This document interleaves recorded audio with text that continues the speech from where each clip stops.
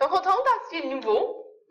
On va parler d'expressions rationnelles. On a travaillé beaucoup avec des expressions algébriques de différentes sortes. Maintenant, on va parler d'expressions rationnelles. Une expression rationnelle, on voit le mot ratio dedans. Ratio veut dire fraction. Donc, ça va comprendre des fractions, mais pas n'importe quelle fraction. Ça va être des fractions qui ont des variables au dénominateur. Donc, on n'a jamais vu ça dans le passé. Ça ouvre une grande parenthèse par rapport à c'est quoi un dénominateur, puis qu'est-ce qui peut se retrouver comme valeur à cet endroit-là. Si on a une fraction numérique, OK? Par exemple, si j'avais 6 demi, okay? J'avais 6 demi, qu'est-ce que ça veut dire? Bien, ça veut dire, dans le fond, une division de 6 divisé par 2. C'est quoi que ça veut dire, une division? Bien, c'est prendre un certain nombre d'éléments et le diviser, justement, en différents groupes. Donc, 6 divisé par 2, c'est comme prendre 6 objets puis les diviser en 2 groupes. Je vous demande à ce point-ci de prendre 6 objets.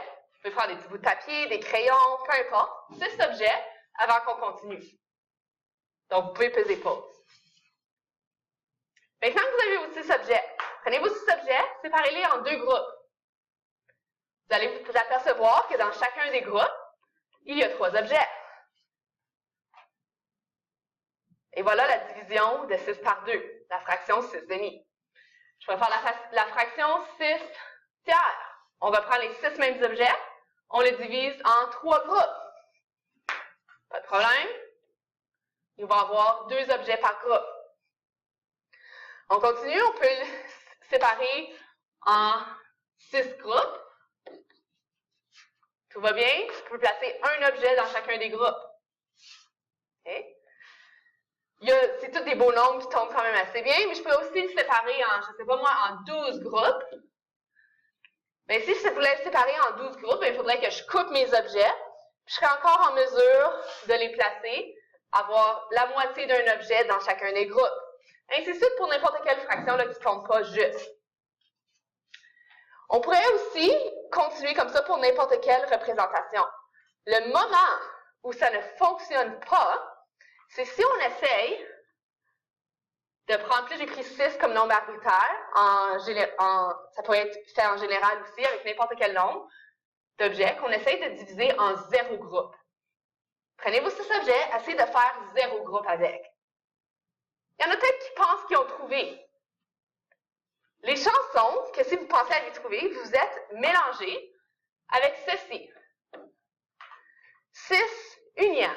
Si je divise 6 par 1, si je fais rien avec les 6 objets que j'ai, je n'ai pas 0 groupe. J'ai bel et bien un groupe dans lequel il y a 6 objets. Diviser par 0, c'est comme faire 0 groupe. C'est une impossibilité réelle, mathématique. Qu'est-ce que vous vouliez? Il faudrait que ça l'implose, mais pas que ça l'explose parce que là, ça ferait des différentes choses. Donc ça, c'est absolument impossible. Maintenant, c'est quoi le lien divisé par 0 avec les expressions rationnelles?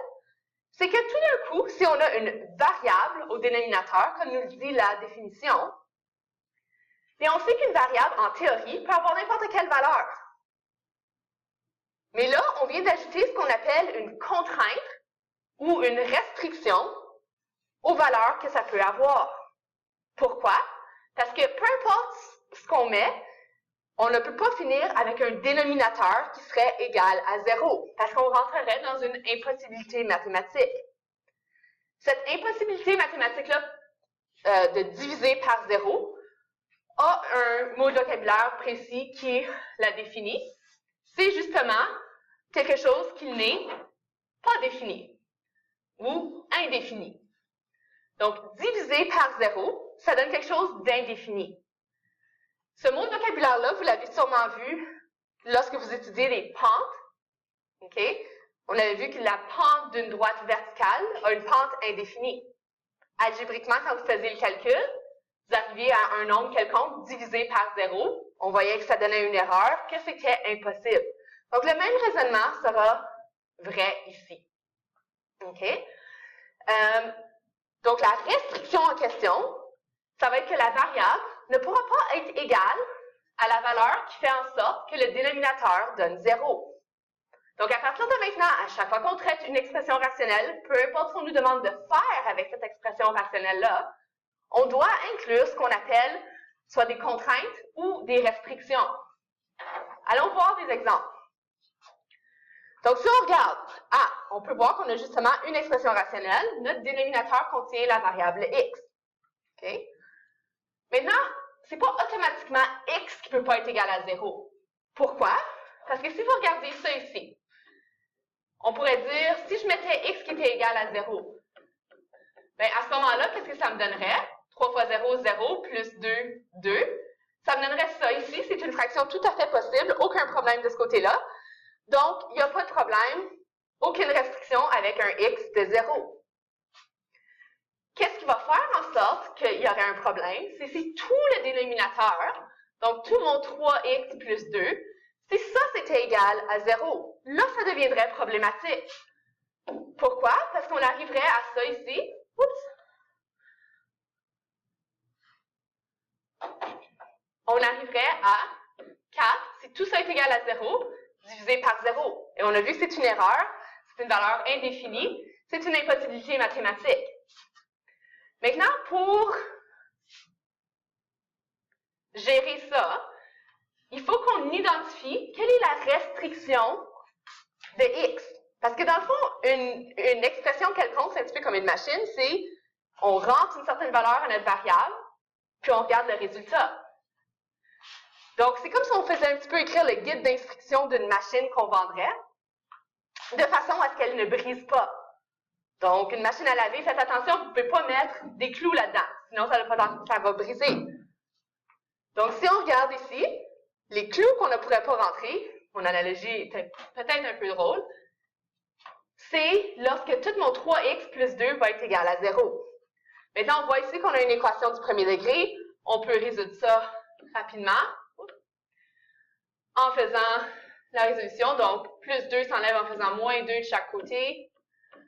Ensuite, mon x3 s'enlève en faisant diviser par 3 de chaque côté. Et voilà. Donc, si mon x était égal à moins 3 demi, à ce moment-là, la fonction, ou l'expression plutôt, serait indéfinie. Donc, deux façons d'écrire la restriction.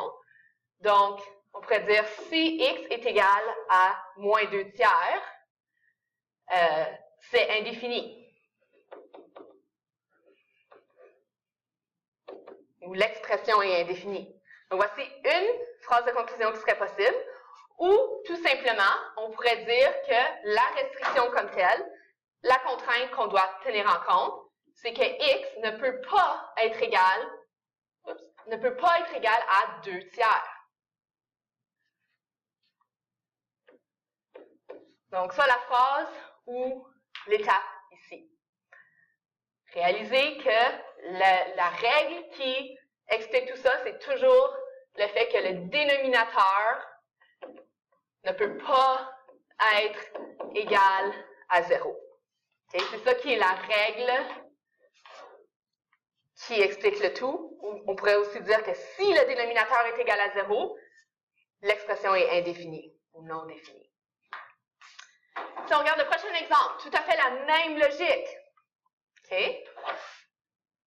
Donc, si on avait la même logique pour le prochain, mais pour que tout ça ne soit pas égal à 0, ici, remarquez qu'on a une forme factorisée.